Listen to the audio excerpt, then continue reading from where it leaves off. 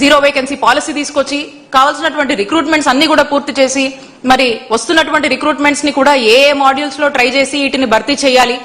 రాష్ట్ర వ్యాప్తంగా కూడా ఎక్కడ కూడా ఈ డాక్టర్ల కొరత ఉండకూడదు, ఎక్కడ కూడా పేషెంట్స్ ప్రజలు ఎవరు కూడా ఇబ్బంది పడొద్దు అనేటువంటి ఒక ఉద్దేశంతో ఏ విధంగా కమిట్మెంట్ తో ముందుకు వెళ్లారో జగన్మోహన్ రెడ్డి గారు మీరు అందరూ కూడా చూశారు. మరి ఈ రోజు నంబర్ ఆఫ్ ఇన్సిడెంట్స్ మనం చూస్తా ఉన్నాము.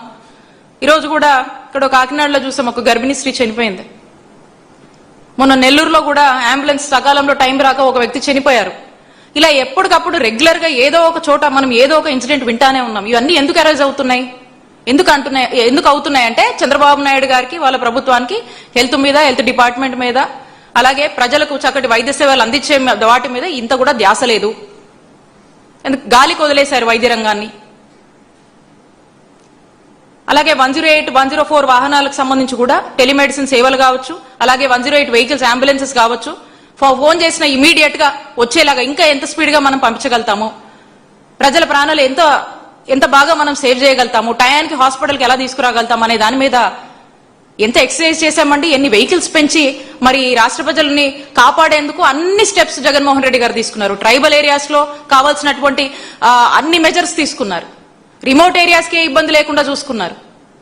మరి ఈ రోజున మనం చూసుకున్నట్టయితే మరి ఈ ప్రభుత్వం వచ్చాక అన్ని విషయాల్లో కూడా ఫెయిలియర్ ఫెయిలియర్ ఫెయిలియర్ ఫెయిలియర్ అదే మనం చూస్తా ఉన్నాము.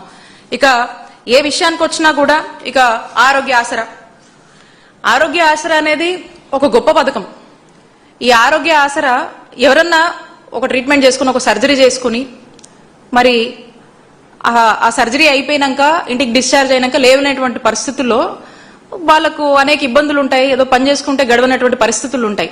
మరి అలాంటి పరిస్థితులు ఉన్నప్పుడు వాళ్లకు ఇబ్బంది అవుతుందని చెప్పేసి సుమారుగా ఒక నెలకి 5,000 చొప్పున డాక్టర్ రికమెండేషన్ మేరకు ఆరోగ్య ఆసరా అని చెప్పి ఒక ఫైనాన్షియల్ అసిస్టెన్స్ ఇస్తుంది ప్రభుత్వం. మరి ఈరోజు అలాంటి ఆసరా ఊసేలేదు. ఏమాత్రం కూడా ఈ ఆసరా గురించి వాళ్ళు ఏమి ఫైనాన్షియల్ అసిస్టెన్స్ ఇవ్వడం గానీ అసలు ఆసరా ఊసేలేదు. అవసరమైనటువంటి ప్రతి ఇంటికి గవర్నమెంట్ డాక్టర్ని పంపించేవారు జగన్మోహన్ రెడ్డి గారు. ఈరోజు ఆ ఫ్యామిలీ డాక్టర్ ప్రోగ్రామే లేదు.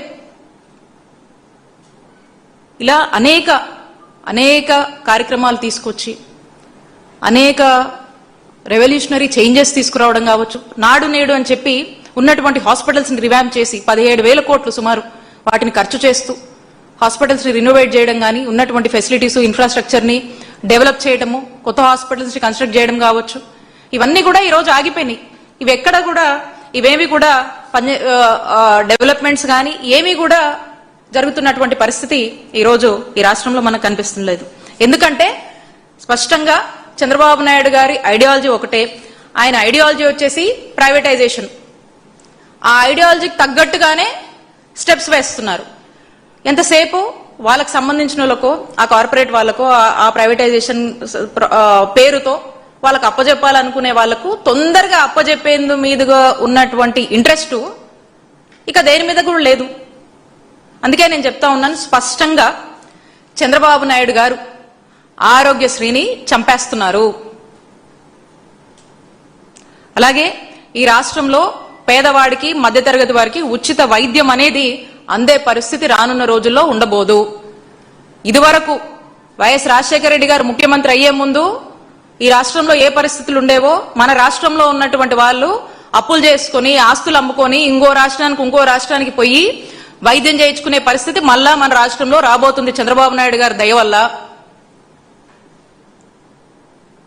అలాగే ఇక ఈ మెడికల్ కాలేజ్ ప్రైవేటైజేషన్ అని చెప్పి ఆ ప్రాంతంలో ఈ సూపర్ స్పెషాలిటీ వైద్య సేవలు ఏదైతే మనము మల్టీ స్పెషాలిటీ వైద్య సేవలు ఏదైతే అందించాలనుకుంటున్నామో వాటిని కూడా ప్రైవేట్ వాళ్ళ చేతిలో పెట్టి అవి కూడా మరి ఉచితంగా అందించబోవాల్సింది. ఇక వాటిని కూడా మరి ఇక ఫీజులకే చూసే పరిస్థితి ఈ రాష్ట్రంలో ఏర్పడతా ఉంది.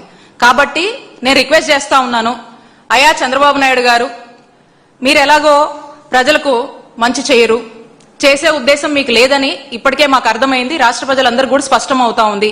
కాబట్టి మీరు మంచి చేయకపోయినా పర్లేదు, ఇక్కడున్నటువంటి ఈ రాష్ట్ర ప్రజల్ని, వాళ్ళ యొక్క ఆరోగ్యాన్ని నాశనం చెయ్యొద్దు అని చెప్పి మిమ్మల్ని రిక్వెస్ట్ చేస్తా ఉన్నాను.